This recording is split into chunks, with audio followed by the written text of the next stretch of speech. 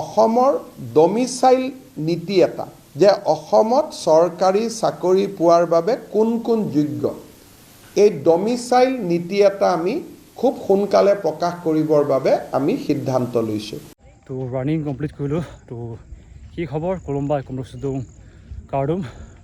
তো বৰ্তমান আছোঁ মই ফিল্ডত ৰানিং কৰিলোঁ আৰু খবৰ এটা আহিছে। খবৰটো হৈছে ডমিচাইলৰ বিষয়ে। অলপ আগতে মই অলৰেডি ভিডিঅ' এটা আপলোড কৰিছিলোঁ। কিছুমানে কৈছে দাদা এক্সপ্লেইন কৰি দিয়ক, কি কৈছে ভালকৈ বুজা নাই। তো বুজাই দিব চেষ্টা কৰিম যিমান পাৰে আপোনালোকক সহজে বুজি পাওক। তো আপোনালোকক হয়তো ভালকৈ মনত আছে, মই আজিৰ পৰা প্ৰায় 2-3 দিন আগতে ভিডিঅ' কেইটামান আপলোড কৰিছিলোঁ ডমিচাইলৰ বিষয়ে, PRC বিষয়ে।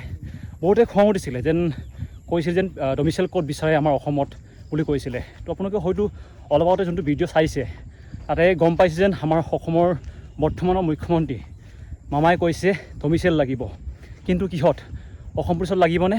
তো যোৱাকালি মই গৈছিলোঁ শিৱসাগৰ আমাৰ DC অফিচলৈ, লগতে চাৰ্কল অফিচলৈ গৈছিলোঁ। ডমিচাইলৰ কাৰণে গৈছিলোঁ, মোৰ ভণ্টি এজনৰ কাৰণে। তো তেওঁৰ ডমিচাইল বনাই দিলোঁ।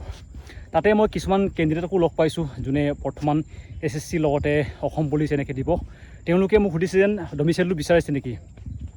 তো অলপ আগতে আপোনালোকে যোনটো ভিডিঅ' চালে তাতে কৈছে যেন অসমত যিমানখিনি চাকৰি আহিব তাতে বিচৰা হ'ব ডমিচাইল চাৰ্টিফিকেট। যাৰ PRC আছে তেওঁলোকে ডমিচাইল নালাগে। যাৰ অলৰেডি যোনটো এডুকেশ্যনেল পাৰ্পাছৰ কাৰণে যোনটো এখন PRC দিয়া হয়, এই PRCখন আপোনালোকক কামত দিব। আপোনালোকৰ যদি এইটো আছে তেওঁলোকে চিন্তা নকৰিব। আৰু যাৰ ডমিচাইল নাই তেওঁলোকে বনাব লাগিব। কিন্তু কিহৰ কাৰণে বনাব লাগিব? অসম পুলিচৰ কাৰণে লাগিব নেকি বহুতে সুধিছে। তো বৰ্তমানলৈকে অসম পুলিচত লাগিব বুলি কোৱা নাই, কিন্তু 3rd গ্ৰেড 4th গ্ৰেডত লাগিব। আৰু এই 2-1 মাহৰ পিছতে তেওঁলোকে ডমিচাইলৰ বিষয়ে এটা আইন আনিব বুলি কৈছে অসমৰ CM ছাৰে। মই আপোনালোকক ভিডিঅ'টো লগাই দিম, মই এইটো কোৱা নাই, CM ছাৰে কৈছে। আৰু মই আপোনালোকক জোৰ নকৰোঁ যেন আপোনালোকে PRC বনাবই লাগে বুলি মই জোৰ নকৰোঁ। আপোনালোকৰ ওপৰত ডিপেণ্ড কৰে। খবৰ আহিছে, খবৰটো দি দিছোঁ। আপোনালোকে PRC বনোৱা নবনোৱা আপোনালোকৰ ওপৰত ডিপেণ্ড কৰিব। এতিয়া ভিডিঅ'টো লগাই দিছোঁ, কি কৈছে ডমিচাইলৰ বিষয়ে। অসম চৰকাৰে আপোনালোকে জানে যে থলুৱা নিযুক্তিৰ ক্ষেত্ৰত অসমত যদিও যোৱা 3 বছৰত এজনো লোক অসমৰ বাহিৰৰ পৰা অসমত চাকৰি কৰিব অহা নাই, তথাপিতো কেতিয়াবা 2-এজন ব্যক্তিয়ে এই বিষয়ত এটা প্ৰশ্ন উত্থাপন কৰি থাকে। সেইকাৰণে আমি অসমৰ ডমিচাইল নীতি এটা যে অসমত চৰকাৰী চাকৰি পোৱাৰ বাবে কোন কোন যোগ্য এই ডমিচাইল নীতি এটা আমি খুব সোনকালে প্ৰকাশ কৰিবৰ বাবে আমি সিদ্ধান্ত লৈছোঁ। অসমৰ বিভিন্ন ব্যক্তিৰ লগত মই অনানুষ্ঠানিকভাৱে এই দিশত কথা পাতিছোঁ, কিন্তু এই বিষয়ত সকলো বাক বিতণ্ডা ওৰ পেলাবৰ কাৰণে প্ৰথমতে 3য় আৰু 4ৰ্থ বৰ্গৰ কাৰণে, পিছত আমি তাক আগবঢ়াই লৈ গৈ থাকিম।